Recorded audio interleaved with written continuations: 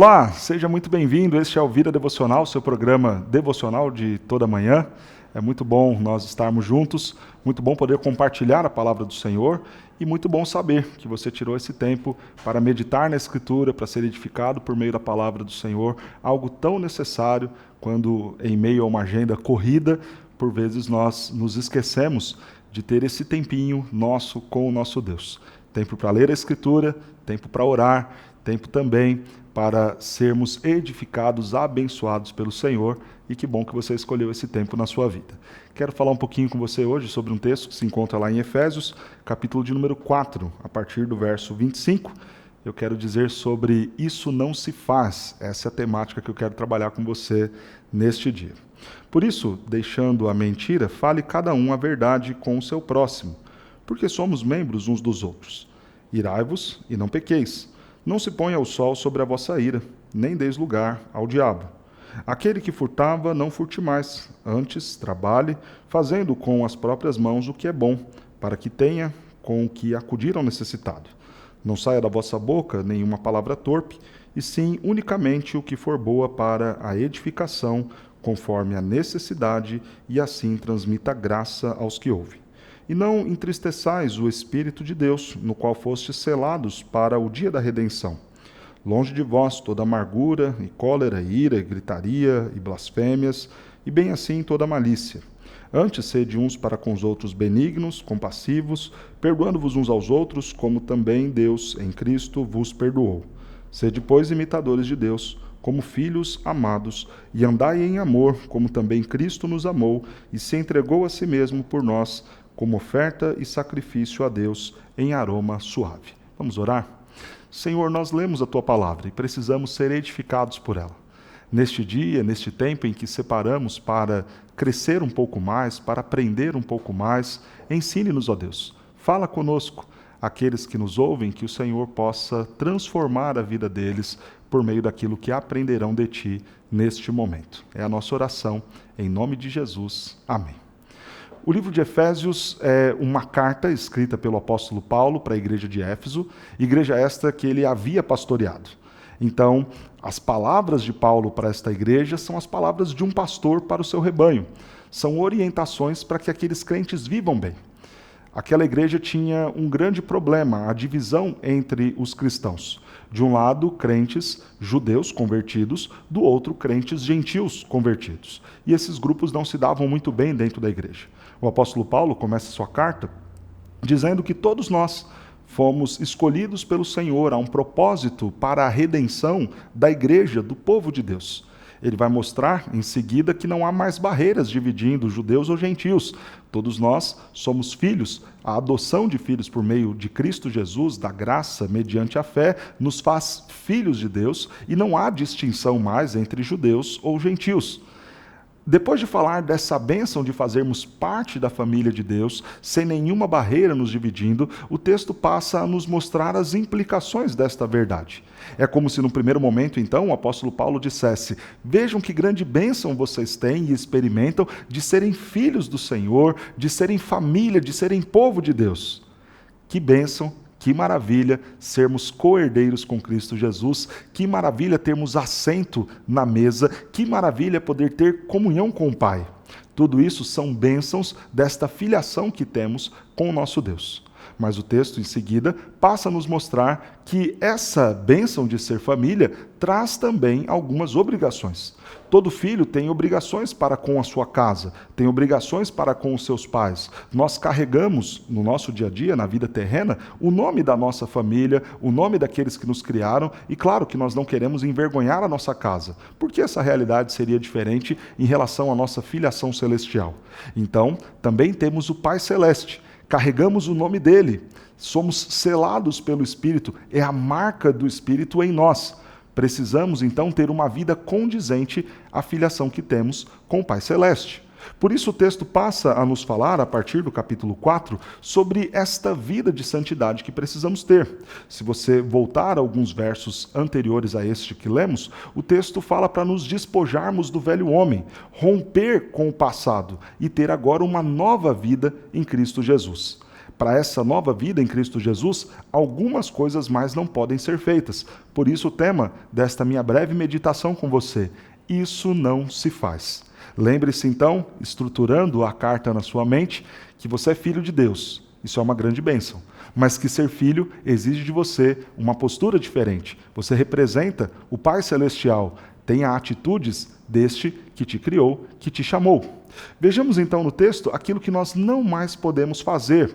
Se você é cristão, se você já professou sua fé em Cristo, um comportamento diferente é esperado em relação a você.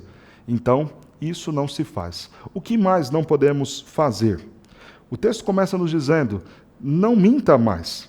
Por isso, deixando a mentira, fale cada um a verdade com o seu próximo, porque somos membros uns dos outros. Mentira, isso não se faz.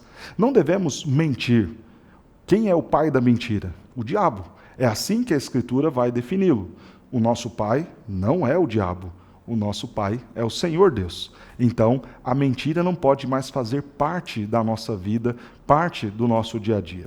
É triste vermos o quanto, por vezes, para se valer do jeitinho brasileiro de ganhar e de ter vantagem em todas as coisas, nós acabamos mentindo. Mentimos, por exemplo, quando, para nos valer de benefícios do município A, moramos no B, mas dizemos lá na nossa declaração: não, é aqui que eu moro. E eu já cansei de ver casos assim. A escola, talvez no município A, não seja tão boa, então você declara morar no município B, mentindo, simplesmente para se valer de uma vaga em um colégio melhor. Isso não se faz. Qualquer ganho ou aparente ganho que temos a partir da mentira, isso não resultará em coisas boas para nós. Lá na frente, a mentira tem perna curta, vai nos deixar envergonhados. Aliás, quando nós chegamos na armadura da fé, na armadura do cristão, aquela que devemos nos valer dela para viver bem, o texto vai nos dizer que nós temos que ter o cinturão da verdade. Este cinturão, esta cinta, é justamente aquilo que segurava a roupa, né? Cingindo-vos de toda a verdade, é a afirmação do texto lá de Efésios 6. Está apontando para a realidade de que, se nós nos apegarmos à mentira, e ao invés de nos cingirmos, prender bem as nossas roupas, nós formos pegos na mentira, então a gente passa vergonha, a semelhança daquele que fica nu, porque não cingiu bem as suas vestes. Falar a verdade é algo que mostra de quem nós somos filhos. Somos filhos de Deus quando vivemos e dizemos sempre a verdade para com o nosso próximo. Mentira, isso não se faz. O texto segue e vai nos dizer o seguinte: irai-vos e não pequeis. Não se ponha o sol sobre a vossa ira, nem deis lugar ao diabo. Irai, mas não pequeis. Será que é possível ter uma ira sem pecado? É possível, sim. A ira que não incorre em pecaminosidade é a justa e santa ira. É quando nós, ao vermos algo que contraria a Escritura, que ofende ao nosso Deus, produzimos em nós profunda indignação. Esta indignação, esta justa revolta por algo da Escritura ou da nossa família que foi ofendido, que foi desonrado, é uma ira justa, é uma ira correta. Pensando então nesse contexto de família que Paulo vem abordando aqui em Efésios, é como se nós considerássemos assim: temos um pai. Imaginar alguém desrespeitando ao nosso Pai, ofendendo ao nosso Pai Celestial, isso pode causar uma ira justa em nossos corações. Mas esta ira não pode ir para um próximo estágio, o estágio de pecar. O considerar fazer sempre as coisas certas e ter uma justa indignação pelo pecado, por conta de pecados cometidos, não há nenhum mal, não é nenhum erro. Mas daí a ter uma série de atitudes talvez violentas, como se aquilo justificasse, como se o ofender a Deus e ofender a palavra do Senhor justificasse a nossa violência, esse é o tipo de ira que não é aceitável. Então, claro, haverá indignação quando alguém mentir para nós, haverá indignação quando formos enganados, haverá indignação quando o nome do Senhor for desonrado, haverá indignação no casamento quando coisas erradas, quando pecados acontecerem.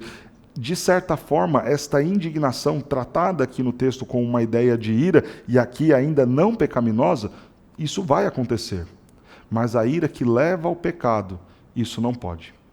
E veja, é muito fácil nós entendermos o porquê que esta ira pecaminosa, ela de fato ofende a Deus. Porque quando nós saímos da nossa condição de discípulos e filhos e assumimos uma condição de juízes e vingadores, como se fôssemos fazer justiça em nome de Deus, como se fôssemos nós lá, sem sermos investidos pelo Senhor de tal autoridade, reivindicar coisas e partir para a agressão, para a violência, como se estivéssemos vingando a Escritura e vingando o nome do nosso Deus, nós estamos demonstrando que não confiamos no Senhor, na justiça dele e na soberania dele em relação a todas as coisas. Isso é dar lugar ao diabo. É nós queremos assumir o lugar de Deus para fazermos justiça, como se aos nossos olhos, no nosso entendimento, fôssemos mais justos do que o próprio Deus. Irá é possível de forma santa. Quando eu vejo algo errado, que produz em mim indignação, isto é normal, isto pode acontecer. Partir para a violência, querendo ser juiz na causa ou vingador dela, isso não é bíblico, isso não é de Deus, isso não se faz. O texto segue. Roubar, isso não se faz. O verso 28 diz: aquele que furtava, não furte mais, antes trabalhe, fazendo com as próprias mãos o que é bom, para que tenha com que acudir ao necessitado. Roubo é algo triste, feio. Isso não se faz. É vergonhoso ser acusado de ladrão. E talvez você pense o seguinte: pastor, mas eu não assalto, eu não faço nenhum roubo, eu não vou e furto coisas no mercado ou em qualquer outro lugar. Isso nem precisava ser dito. Será mesmo que nós somos tão inocentes em relação a isso? Será que está à toa aqui essa expressão no texto, como se talvez esse jamais fosse um problema possível para algum cristão? E eu quero que você comece a pensar um pouquinho melhor nisso. Quando nós instalamos um software pirata no nosso computador, por exemplo, isso é roubo. Alguém trabalhou por aquilo, alguém se dedicou para entregar aquele produto e nós não estamos pagando, dando justo reconhecimento a alguém. Estamos roubando direitos de uma pessoa que trabalhou, que se empenhou, que investiu anos de pesquisa para ter aquele produto para nós. E nós, então, ao nos valermos de um produto pirata, estamos roubando. Talvez você diga: ah, pastor, mas o original é muito caro. Então, simplesmente não tenha. Encontre outras formas. Ou, a semelhança do que o próprio texto diz, trabalhe para que com suas próprias mãos você tenha aquilo. Eu penso, irmãos, com muita sinceridade, se você precisa realmente daquele software, e eu estou dando apenas um exemplo de softwares, poderíamos pensar em diversas coisas. Se você de fato precisa daquilo para trabalhar, para cuidar talvez do seu sustento, eu tenho plena certeza que se empenhando para fazer o melhor, buscando ao Senhor em oração, com fidelidade a Ele, se empenhando para fazer um bom trabalho, Deus vai te abençoar e dar todas as ferramentas necessárias para que você não precise se valer do roubo da pirataria. Não roube. Quantas são as muitas formas e os muitos jeitinhos em nosso país justamente para se levar vantagem?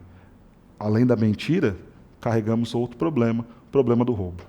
Roubamos algumas vezes a questão da água, da energia elétrica, da internet, do serviço de televisão paga e quantas outras formas de roubar e lesar o outro simplesmente porque queremos ter vantagem em alguma coisa.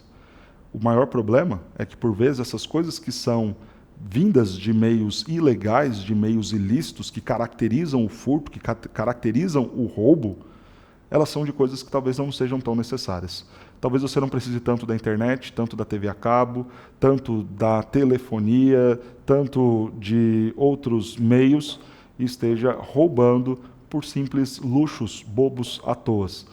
Cuidado com isso. Isso é roubo. Isso não agrada a Deus. Isso não se faz. Se você faz parte da família de Deus, você não rouba. Você não quer ter nada que não seja justo e lícito, nada que você não tenha necessariamente pagado por aquilo. Cuidado com o jeitinho brasileiro de sempre querer levar vantagem nas coisas. Ao invés de roubar, o texto vai nos orientar o que devemos fazer. Faça então com as próprias mãos aquilo que é bom. Produza, crie, trabalhe, se empenhe, estude. Fazendo isso, você terá o seu recurso. Fazendo isso, você terá o seu sustento. E você não precisará roubar. Talvez você pense: pastor, mas pode chegar um dia muito difícil. Eu tenho filhos, eu tenho família.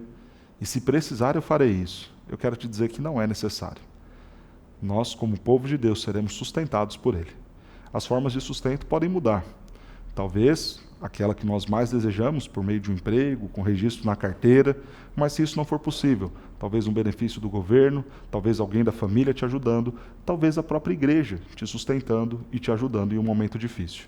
Mas não se valha de pecado para poder seguir algo que é importante, que é necessário, como sustento.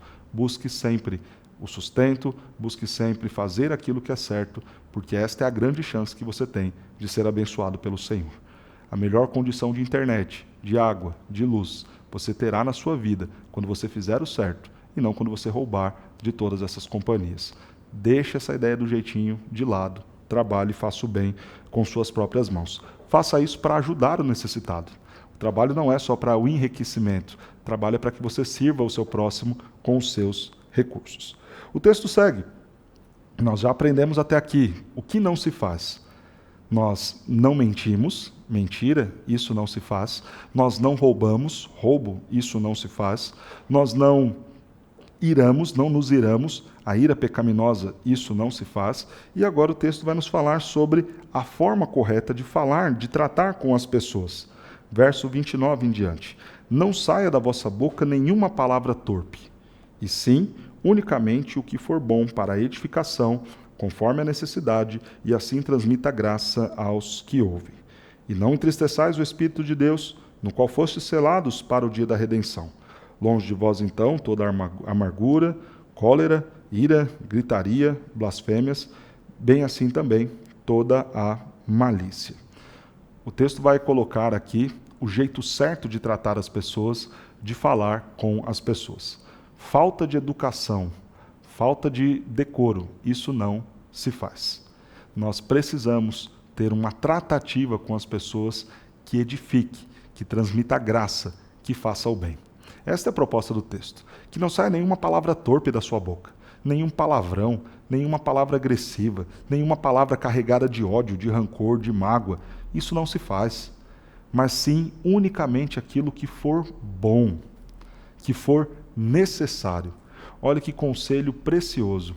Eu, na condição de pastor, aconselho muitos casais. E quantas vezes as brigas se dão justamente pela forma que um trata o outro, que um fala com o outro, e simplesmente porque não observam um ensinamento tão precioso, tão simples, tão claro como esse aqui de Efésios. Fale apenas aquilo que for bom, aquilo que for necessário. Existem algumas verdades que poderiam ser ditas, mas que talvez em um determinado momento elas não sejam necessárias. Imagine alguém, então, que acabou de sofrer o dano por uma escolha errada que fez. É claro que aquela pessoa que está sofrendo porque perdeu algo a partir de uma decisão errada, ela já reconheceu naquele momento que errou. Chegar para ela e dizer, tá vendo? Eu te falei, eu te avisei. Talvez isso não vai adiantar muita coisa. Naquele momento ela já entendeu, já percebeu o erro que fez. Talvez até o que você diga seja plenamente verdadeiro. Mas naquele momento não é mais necessário. A pessoa já percebeu os seus erros, já entendeu as suas falhas, já conseguiu associar que aquela sua perda foi fruto de uma decisão errada. Será então que todas as brigas, todas as discussões, todas as palavras que você fala a alguém são realmente necessárias? Não estou falando aqui de omitir a verdade, não estou falando aqui de ser covarde e deixar de dizer a verdade, talvez pela ideia do politicamente correto. Eu estou falando aqui de falar verdades de forma ou em momentos desnecessários. Pense então, como anda o seu trato com as pessoas. Fale unicamente aquilo que for bom, aquilo que for necessário, mas há algo aqui muito precioso nesse conselho de Efésios. Fale aquilo que transmitir graça. Nós podemos dizer verdades, nós podemos advertir, corrigir, exortar, e tudo isso será uma grande bênção se nós conseguirmos transmitir graça no modo em que nós falarmos. Será que elevando o tom da sua voz, gritando, xingando, falando daquele jeito tremendamente odioso, vai transmitir graça a alguém? O que o texto está dizendo aqui é o seguinte: em meio ao trato com as pessoas, no momento em que você precisar ser mais duro, dizer algumas verdades, é muito importante que a pessoa sinta e perceba que há muito amor nas suas palavras para com ela. Transmitir graça demonstrar exatamente isso. Eu estou chamando a sua atenção, eu estou falando aqui com você, mas quero e preciso que você veja o quanto eu faço isso por amor, o quanto eu faço isso de fato preocupado com você. Sabe por que às vezes a gente não consegue transmitir graça naquilo que falamos ou no modo como falamos? Porque não há amor para com a pessoa. Há simplesmente um desejo de ter a nossa vontade satisfeita. Então, quando a situação ali no casamento te irrita, simplesmente porque aquilo contrariou o seu gosto, o seu jeito, a sua forma, quando algo, por exemplo, que os seus filhos fazem, contrariou demais o seu eu, você não vai conseguir transmitir graça, porque você não vai chamar atenção ou dizer até mesmo verdades, preocupado em abençoar, em edificar, em corrigir. Talvez você esteja manifestando todas aquelas verdades como uma simples forma de externar a sua indignação por ter os seus direitos violados, por ter o seu espaço violado, por ter sido contrariado em alguma coisa. Veja como isso pode ser verdadeiro até em relações bonitas como a de uma mãe para com o seu filho. Quando você está realmente preocupado com a educação do seu filho, você não vai xingá-lo, ofendê-lo, usar palavras torpes. Você não vai ter blasfêmias, amarguras, cólera, ira, gritaria. Nada disso. Você está preocupado com a educação. Você está preocupado com ele, ainda que tenha os seus direitos violados, ainda que você tenha saído prejudicado. Se o maior interesse seu é em abençoar o seu filho, você não vai precisar gritar, você não vai precisar xingar, você não vai precisar colocar toda a raiva que está aqui dentro para fora em cima dele. Preocupado com ele e amando a ele, você vai conseguir ensiná-lo. Às vezes, então, a gente não consegue transmitir graça. Não é porque nos faltam as palavras, mas sim porque nos falta amor. Pense nisso. Considere um pouco isso quando você for conversar com alguém, chamar a atenção de alguém. O texto nos diz: longe de vós toda amargura, longe de vós toda a ira, longe de vós a gritaria, as muitas blasfêmias. Quantas coisas tristes nós falamos quando estamos com o coração irado. Quantas besteiras nós falamos quando estamos com o coração carregado de amargura, de rancor, de raiva. Longe de você tudo isso. Que as suas palavras transmitam graça. Que você não entristeça o Espírito ao tratar com alguém. Que você não entristeça a Deus tratando aquele que foi criado à imagem e semelhança dele, de qualquer jeito, de qualquer forma, simplesmente externando a sua indignação. Tratar mal as pessoas, isso não se faz. Ser mal educado, isso não se faz. Descontar a sua raiva, frustração e indignação no outro, isso não se faz.